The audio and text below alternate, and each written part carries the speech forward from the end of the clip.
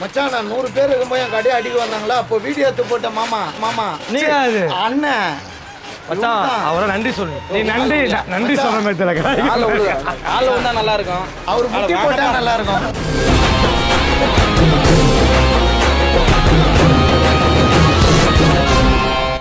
இதுதான் பாத்தீங்கன்னா மெயினானவன்.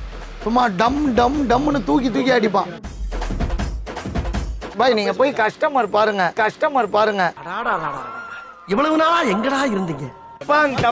டப்பாங் ஐயா முறுக்கா இருக்கு ஐயா. பை 1 get 1 கொடுக்குறோம் நம்ம.